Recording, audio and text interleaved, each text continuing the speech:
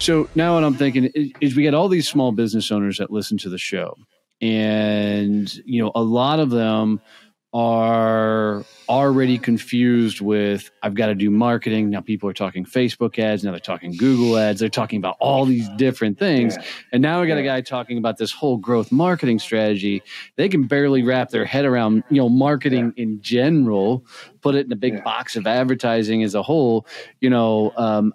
How does a small business start to really implement an overall growth marketing mindset?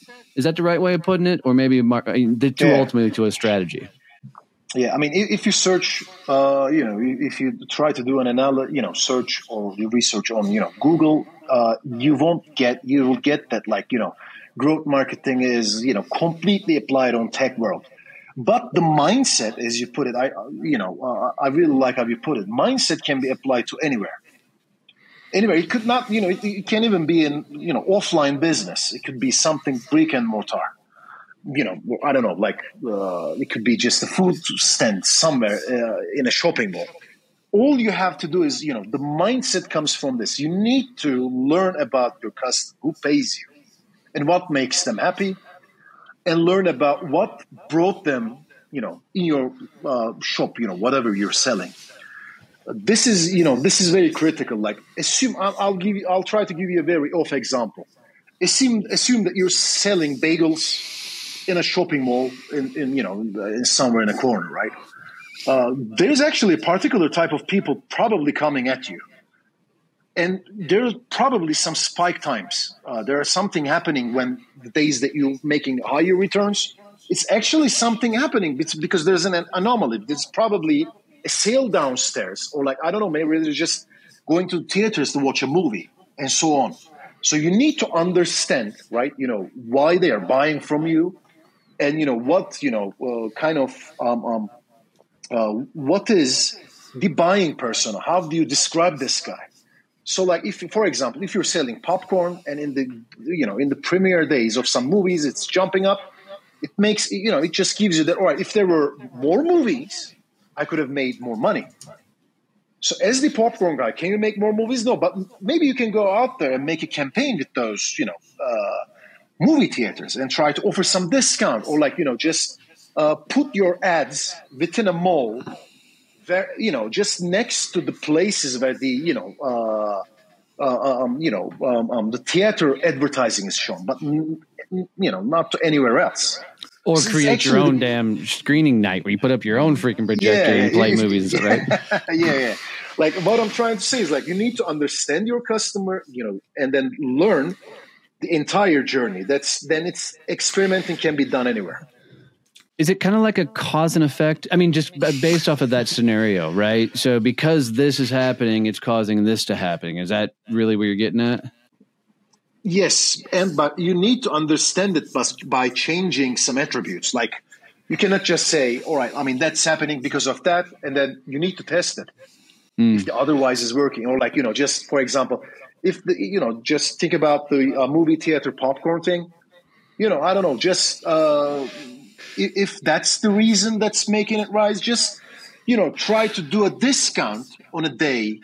Or try to run a campaign with a movie theater, or just try to, target people who are interested in movies on Facebook about your, popcorn stand. That's kind of an off example, but it can give you some clue. Popcorn stand, right?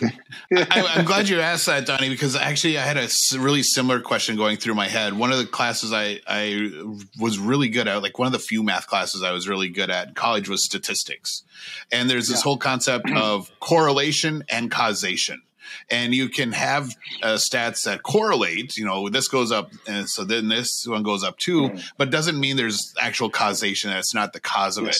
So how should business owners, as they're starting to collect all this data and they're starting to see, if this happens, we're going to get more clients.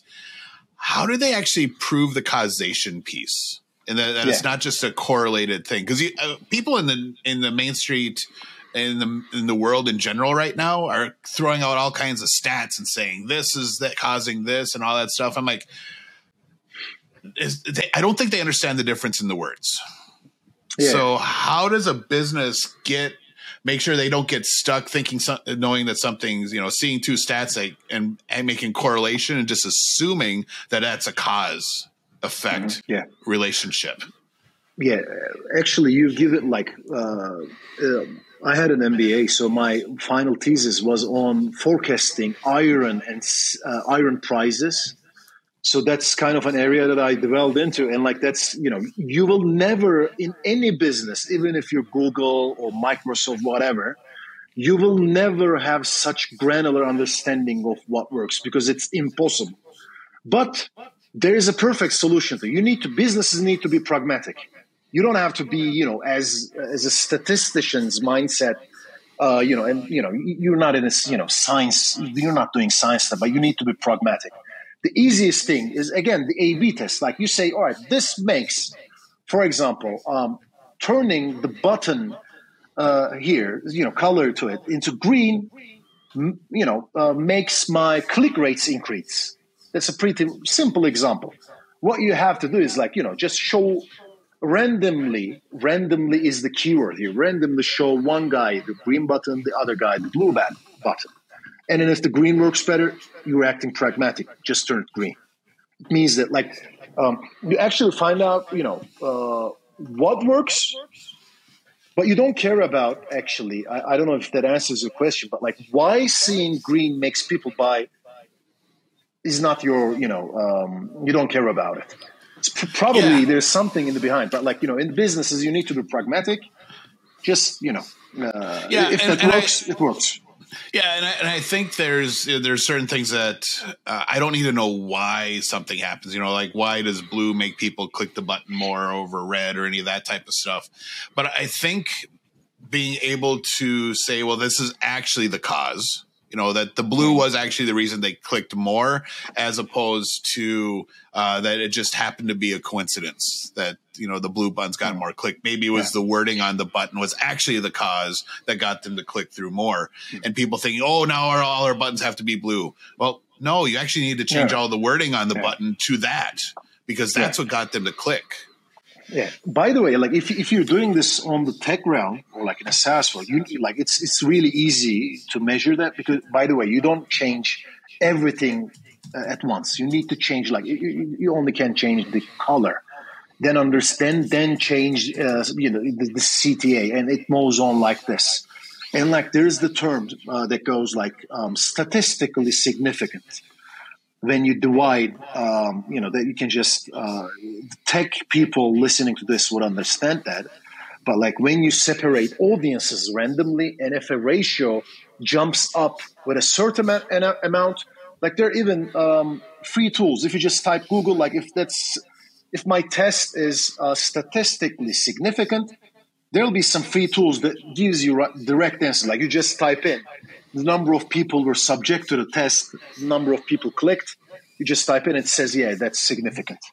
And then you can just take it. You don't need to be a statistician, maths guy to do it. So I have just a crazy thought that ran through my head. So if I have a social media profile, I'm out on LinkedIn, is it a matter of simply putting up a green banner as my header picture on my profile for a week and see how many people view my profile, and then the next week do a blue banner, if you will?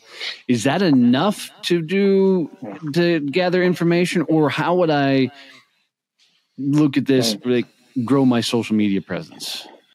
Yeah, normally, if you wanted to work, if that was your website, I would have recommended you to, test this by, in the same time, because, you may, something might have changed between those different time frames. But in LinkedIn, you don't have that control, so you cannot show at the same time one guy the blue, the other guy the green. But again, just based on the growth mindset that I tried to explain, you can just test it, but just be careful about this. For example, you have, 1,000 views of your profile a week, right? I'm just assuming it. Right. You need to understand, how many people, also, you have, how many people click connect button somehow, based on the number of connections you got in LinkedIn. So you actually have there a conversion rate, just thinking about it like this. 1,000 people will use your account. and then 10 clicks to, connect you. So it's like 0.1% conversion rate.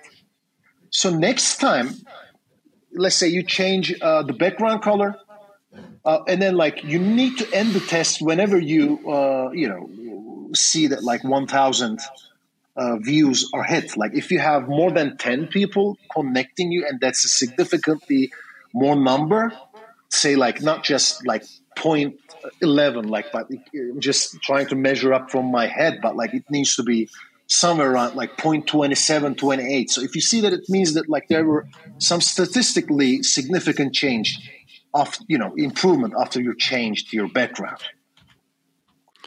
I got it. So is it a coincidence then that growth marketing and growth mindset share very similar mindsets? Because it was Carol Dweck who originally coined the phrase growth mindset versus having a fixed mindset. Is there an argument to be made that traditional marketing is a fixed mindset, if you will, versus growth marketing is more of this growth mindset? We're picking that fight.